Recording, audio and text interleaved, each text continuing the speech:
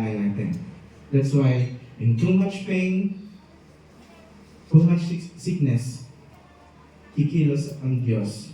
Nakikita ng Diyos ano yung pangangailangan natin.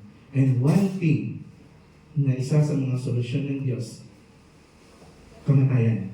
Bakit? Sa Kanya, walang sakit, walang kasalanan, walang pag-aaray. Doon, mararanasan natin ang tunay na kapayapaan at tunay na ibig sabihin ng buhay. Kaya nga, mga kapatid, kapag hinaharap natin, tulad natin, nandito tayo ngayon, nakaharap dito. Sana isipin din natin,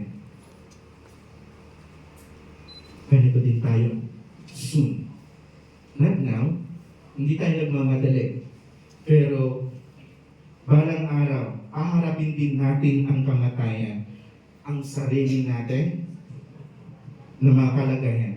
At kapag hinarap natin ang kamatayan face to face, dito natin makikita ang may hangganan pala ako.